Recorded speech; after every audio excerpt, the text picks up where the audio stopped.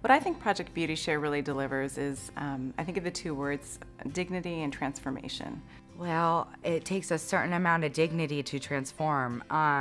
You're not going to get what you've never had if you don't do something you've never done. And a lot of these women have never stepped away from their current situation, or there's many, many factors that keep them in that position.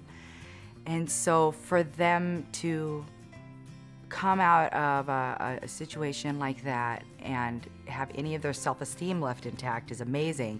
But to build on that and give them a sense of purpose and a sense of dignity is only going to be that stepping stone for them to feel empowered enough to turn around and go find that job and to know that they can get it, that they're worth it.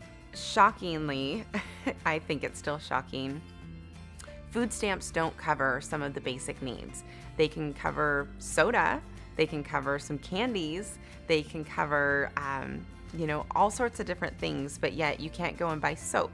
I think it's important for people to realize that these women are people too, and they just have less than, but it doesn't make them a less person because of that. I was one of those women. I know what it's like to be pretty beaten down in your life and to have to start over, and there was no organization like this for me. When you're a mother and you're living in that kind of life, I mean, obviously your children are affected. You're their sole provider, as I was. And being the sole provider, there's a lot of responsibility on you. You need to instill morals and ethics and hygiene and how to care for yourself, and your children look to you for that. And as these women move up through the system and learn about this and feel good about themselves and progress forward in their lives, their children are going to see that too, because they're sponges. We are their role models. We are their first role models. It's really investing in other women. It's women really investing in other women and seeing that potential, or at least reaching out and providing a basic level of dignity. When these women come in and they, after being in a situation, an abusive situation for so long, they can walk in and feel like a woman again, just to smell good. It's self-care. And it does amazing things for the psyche and the mentality, to help them go forward with whatever's next. We get lots of tears.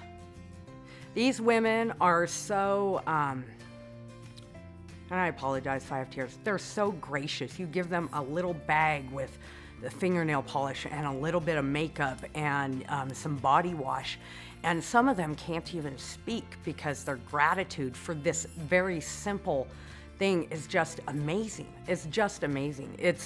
I mean, I have chills now. It's so heartwarming. Well, and I think they realize that there are people out there who care about them and care about how they feel about themselves, and that makes them feel more determined to want to make things different for themselves. It's a really grassroots organization. It's run by volunteers. It's volunteers who are doing all the sanitizing of products. It's volunteers who are making those deliveries to the shelters and to the organizations that receive the products. I love that anybody can give their time, can donate a tube of toothpaste or a fresh tube of mascara, or donate money. That there's so many different ways to give at so many different levels. I want to see this organization continue to grow. We would like to see it grow bigger than Spokane. We get donations from across the United States. We get people that mail us donations that truly feel passionate about this. And if there's any organization I would recommend someone donating to, this is it. Because the outcome is huge. The outcome is helping someone rebuild their lives with something as simple as donating some makeup or shampoo or conditioner, toothpaste, toothbrushes. All those little things that everyone takes for granted, they mean a lot to these women.